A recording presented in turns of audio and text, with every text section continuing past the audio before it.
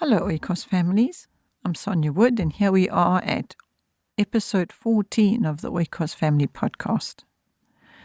And this is part 4 of our play podcasts.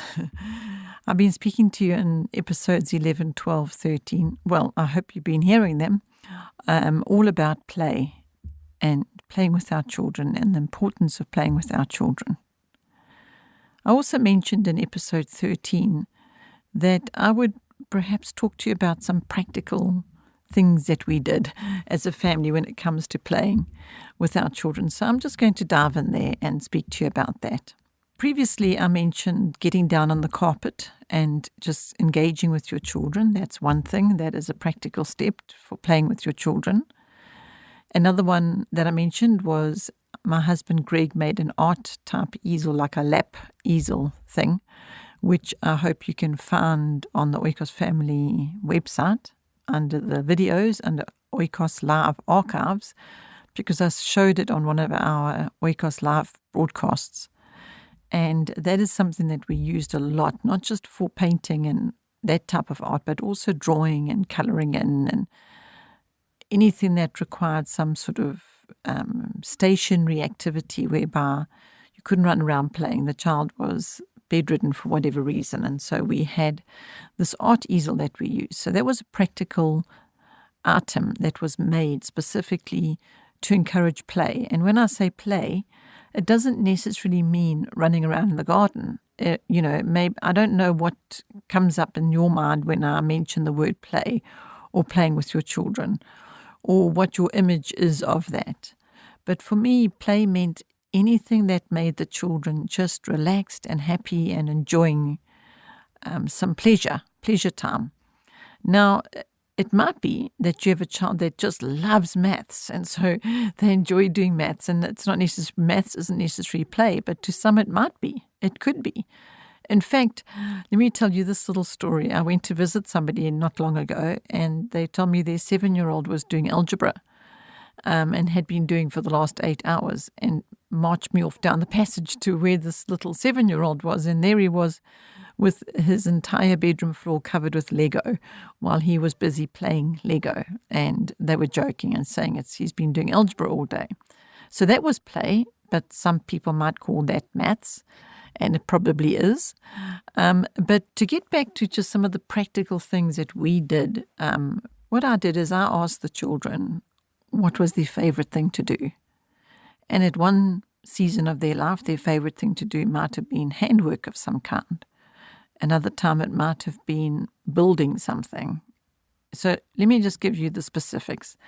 Okay, we had a son that just loved to build models of any kind, model car, model aeroplane, and different kinds of model, either with wood or plastic. You get those boxes of model cars, model items, whatever it might, not necessarily only cars. And so it was easy enough for me to get a kit for him and give it to him to do. But what was better was when I did it with him. And I would sit and look at the rule, what the plan or the map or whatever, the instructions, that's it. I would sit and look at the instructions with him, and we would see what pieces need to go with what and get it all organized. And so what I've discovered from that is we have a son now that is very, very specific in particular about order and instruction and being well prepared when he goes to do a task. So I never knew when we were playing and building models together that it was actually training him in a skill that he was going to use in his adult life. So in this instance, it was models and building things. And another instance, it could be that a child indicated that they really wanted to learn to knit or to crochet or some sort of handwork, in which case then I would get the necessary tools to do that, and then we would sit and knit. Now that takes time. Do I have time to sit and knit when I've got a household to run and lots of things to do? Well, I made time because I had a child that was suffering, and I would do anything I could to try and help ease that suffering. And so that motivated me to sit and knit with a child. Okay, so I know that my reasons for being so focused on play was different, and I'm calling knitting play because of the fact that it was something other than lessons that were causing difficulty or strain. And so, yes, it might be difficult to learn to knit. But then what we were making and what we were doing was fun. We were making a scarf, or we were making a little bag, or we were making some knitted soft toys. In fact, we made a whole lot of knitted soft teddy bears that we did for a charity thing. But that's, again, I'm digressing, another story. Anyway, the thing is that I would find out from the individual children what is the thing that they were really wanting to be able to do. And then I would get the necessary tools for that, and then we would do it together. That was the key, is to doing it together, not give it to the child and leave them to get on with it on their own.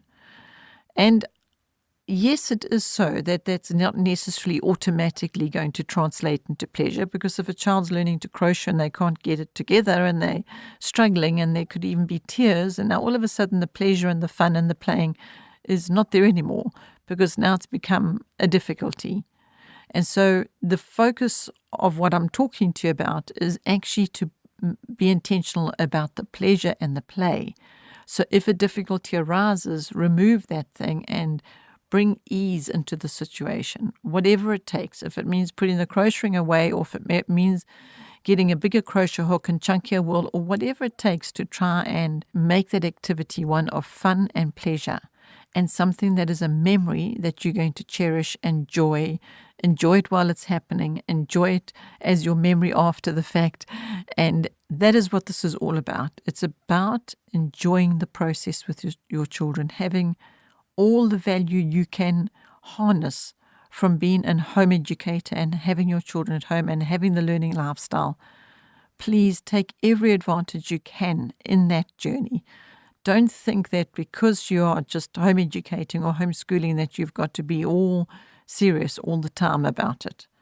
I'm actually here today to remind you, please don't be that. Don't do that. You don't need to. Your children have a very short time of childhood, and the rest of their years, many of them, they have to be adults and take care of all adult responsibilities and be all serious.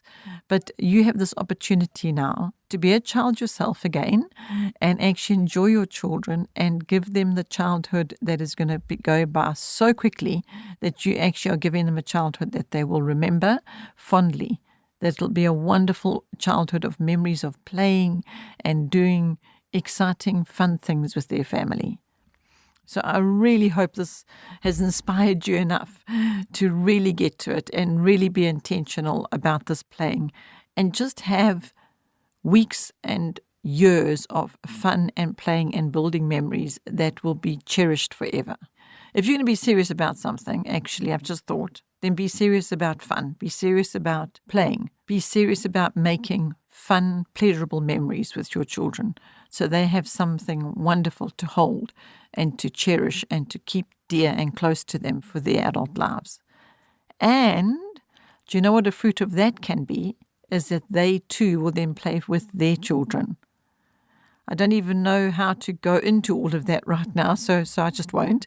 But that is to see the next generation of parents enjoying their children and being convicted to play with their children and to have fun with them, and at the same time have the confidence in knowing that their children are being well educated and will be raised to be confident, educated adults that they in turn will love and nurture and care for their children in a way that the children are just blessed to have such wonderful parents.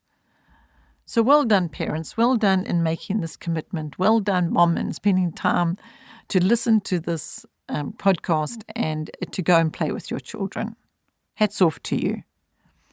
Thank you for listening, and I look forward to sharing with you again on the next podcast. Bye for now.